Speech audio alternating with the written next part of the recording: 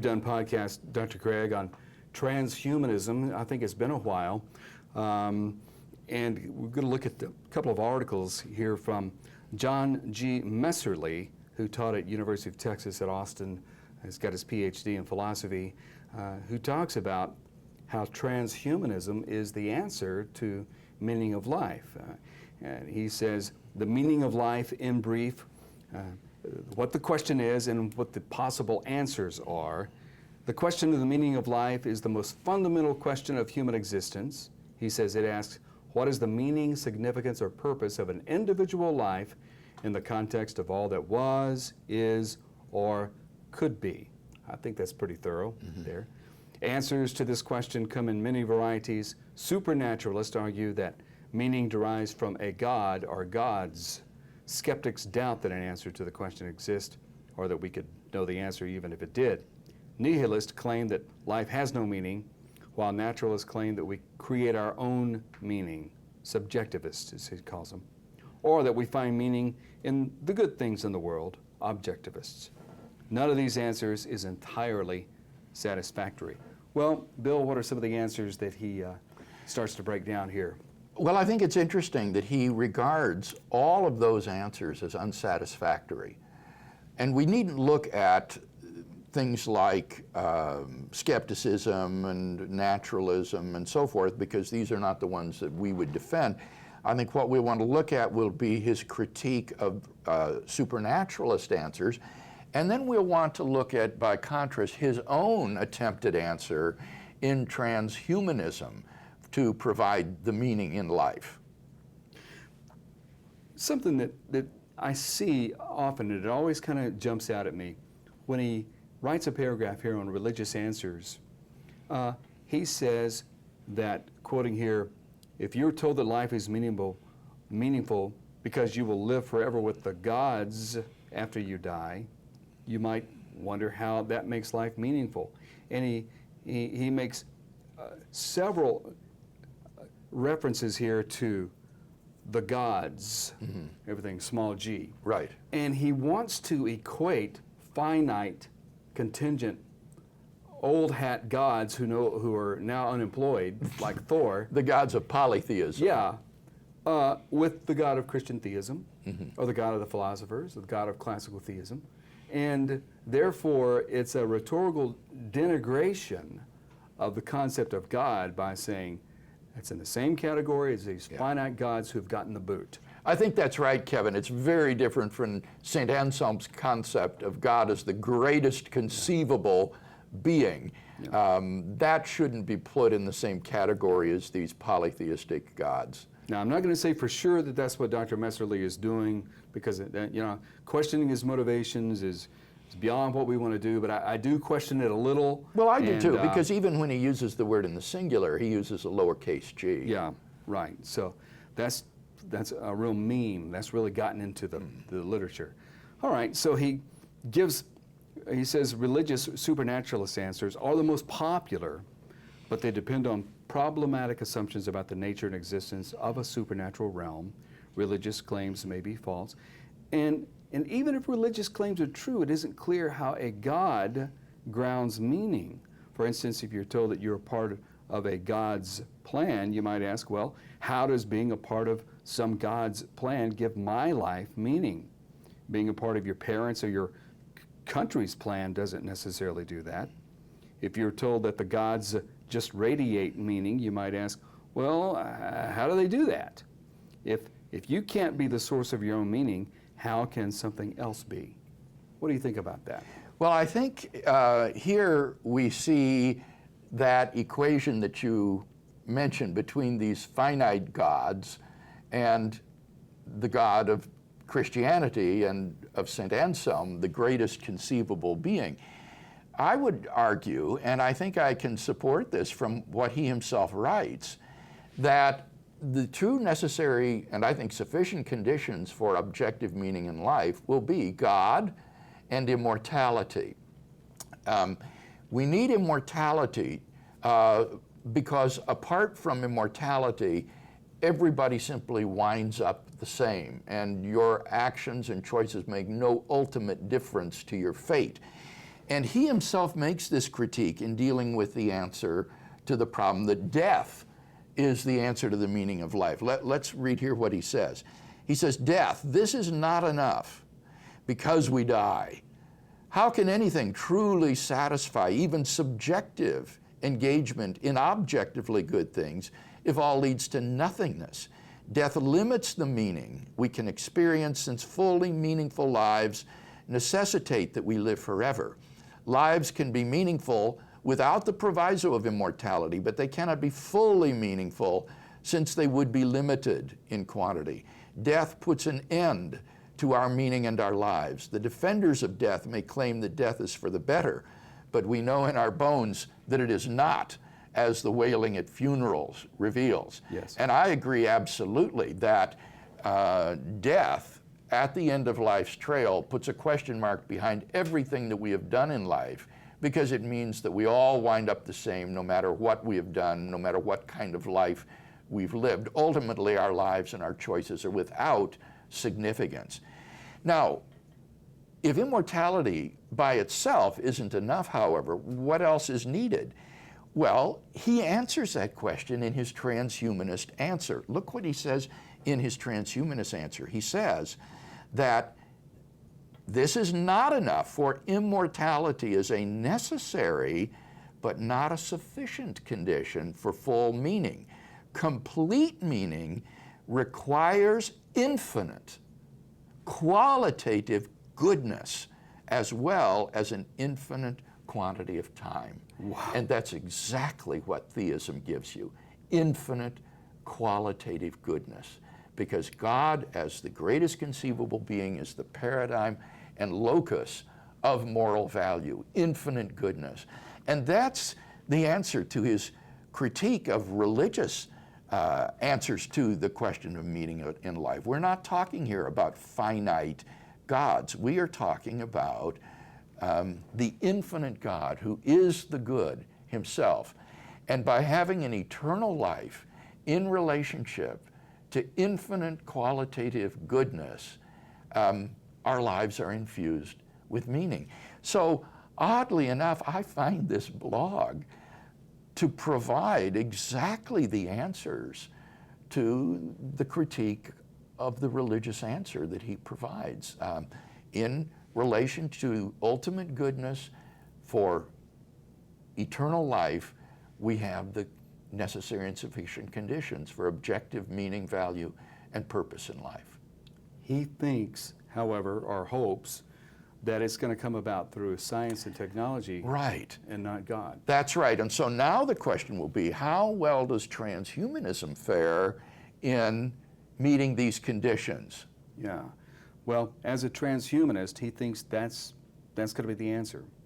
And even though it may not affect him, it will affect future generations. Science will give us eternal life eventually. Yeah. Here's the transhumanist answer. He says, "Fortunately, science and technology may provide our salvation. We might overcome death in the near future using some combination of nanotechnology, genetic engineering, artificial intelligence, and robotics. But this is not enough, for immortality is a necessary but not a sufficient condition for full meaning. Complete meaning requires infinite qualitative goodness as well as an infinite quantity of time. Yet science potentially solves this problem too. If science can overcome death, why can't it infinitely enlarge consciousness? With oceans of time for future innovation, it is plausible to think that science could make fully meaningful lives possible. It could make a heaven on earth. Still, we have no guarantees. Cosmic evolution reveals the emergence of consciousness and meaning, as well as the possibility of their exponential increase. But it doesn't imply that a more meaningful reality will necessarily unfold, or that a state of perfect meaning will inevitably ensue. We don't know if science and technology will bring about a utopia or its opposite, or hasten our destruction. And even if a glorious future awaits our descendants, we don't know if we'll be a part of it." Yeah, this is a fairy story, isn't it? He doesn't seem to realize that even the use of robotics and genetic engineering and nanotechnology will only prolong human life for a while on this planet. Eventually, the sun will expand to a red giant and incinerate the Earth. Now, maybe by that time, human beings will have fled to other planets in the solar system, or maybe even other galaxies. But as the universe expands, the second law of thermodynamics demands that it becomes colder and colder as its energy is used up. Eventually, all the stars will go out. All the matter will fall into dead stars and black holes. The universe will be a corpse of dead remnants of these galaxies, stars, and planets, increasingly dilute, expanding into infinite darkness. There will be no life whatsoever, no light, no heat. It will be a universe in ruins. Death is written throughout its frame.